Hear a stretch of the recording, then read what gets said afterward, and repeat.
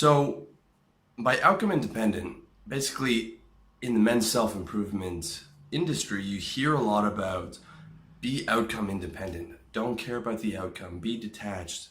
Especially when it comes to girls, it's be outcome independent, bro. You hear a lot of that, right? Don't worry about it. Don't worry about the outcome. Just go talk to her and, assume that it's going to work out. And the idea is to be able to get you away from your fear and your anxiety and your worry so that you're actually able to go up and talk to the girl and it's not going to stress you out and you're not going to be sitting there thinking about it for 10 minutes stressing you out before you go talk to her. All right. In reality, however, what they're really saying is care less about the outcome, okay? Because no one is outcome independent. A human being, a human animal, is always looking for pleasure and to avoid pain. In every situation, there is an option that you would prefer more and there's an option that you would prefer less. Whether you're aware of it or not, whether you are lying to yourself or not, this is the reality. There's always an option that you would rather have happen, okay? There is no one that doesn't care about the outcome. There's no one who's completely outcome independent about anything. There's just the guy who cares less. Because no one wants to spend a Sunday 2-3 hours chasing down 20 girls to get rejected by every single girl, right? No one wants that. Now that guy might have read somewhere that he's outcome independent and he might tell people on the message boards or he might tell his friends he doesn't care, but he would absolutely rather all 20 of those girls give him their phone number and be into it. Everyone would, all right?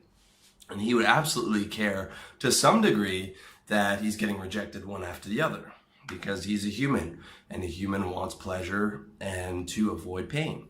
Okay, and getting rejected by 20 girls is not the worst thing in the world, but it's also not the most fun thing in the world. So that's what you have to understand is that no one is completely outcome independent. However, that guy can get rejected by 20 girls and choose to feel less pain and less outcome dependence than the average person. Much, much less, okay, if you're practiced at it. And this is called state management.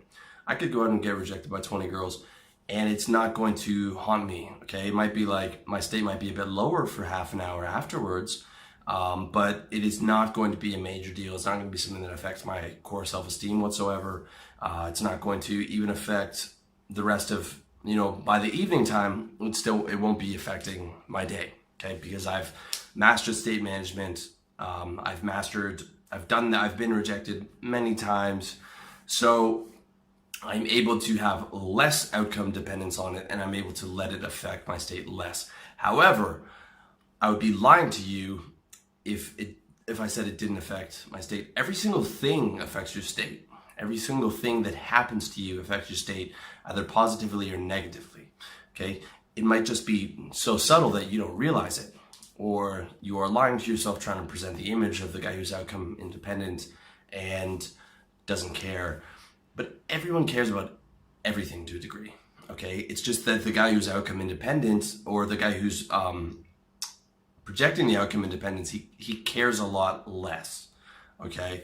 He cares a lot less. Now, I'm not saying that isn't useful. With approaching girls, it is useful to be less dependent on the outcome. It is very useful, okay?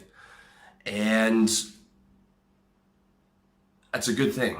But the first thing you need to understand is that no one's completely outcome independent. Okay, I don't care if he's the best guy in the world at getting girls. He still cares.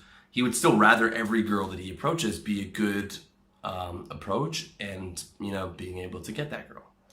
He just cares a lot less than the average guy and cares even less than the guy who's below average who can't even get out of the house to approach a girl who's terrified of doing it, all right? Because he's conditioned himself that way. And that's an important thing. However, you need to be able to differentiate when to aim for less dependence on the outcome and when you actually have to aim on outcome dependence, okay? So the key differential between those two is value, all right?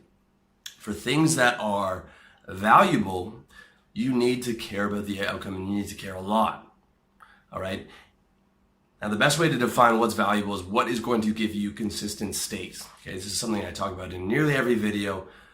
Everyone lives for state. They live for consistent happiness. Everyone wants to be as consistently happy as possible at all times. And if they could choose, no one would choose to suffer whatsoever. Everyone would choose to live in constant bliss all the time and live forever. That's what everyone actually wants. And what is actually valuable to you is what is able to give you the best states possible, okay?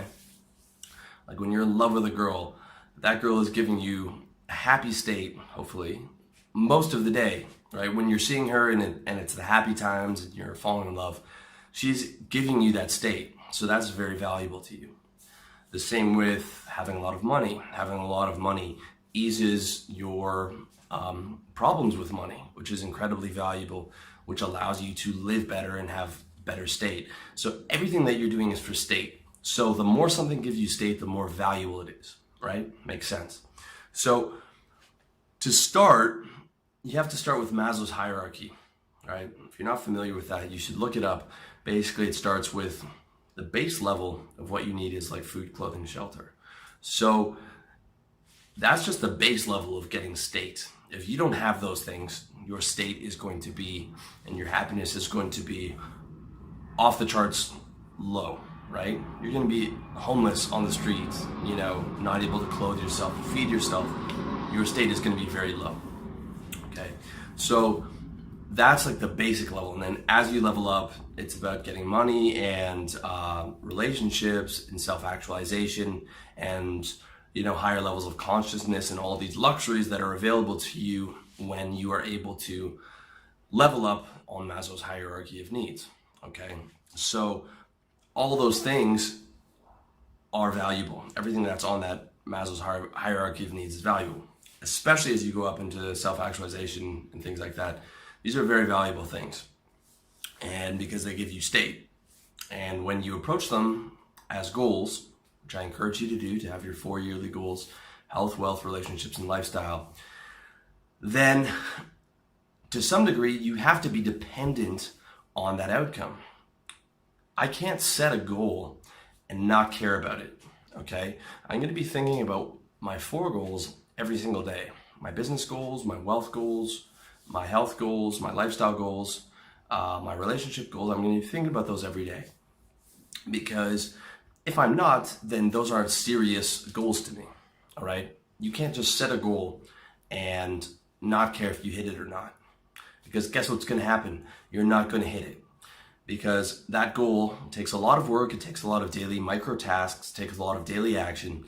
And if you don't care about the outcome and the outcome isn't strong enough to you, well, you're just going to say, I don't really care that much, it's not a big deal, and you're not going to hit it, and you're not going to care very much about not hitting it. All right? So for the important things in your life, for the valuable things in your life, you have to fucking care. You have to care a lot. You have to care more than the average person would. All right? You have to care more than the average person would. And those goals, those big things, are the things that give you state. Health, wealth, relationships, lifestyle, right? My financial goals, every year I hit them, is a big thing. It's an important thing, and it gives me a lot. My health goals, okay, when I hit those, it gives me a lot. My lifestyle goals has changed my life massively to the positive, okay? And I put in work and cared about getting those done. And the end result was consistent state, a better quality of life. And I don't regret that whatsoever. Those are, some of the best decisions that I ever made, okay?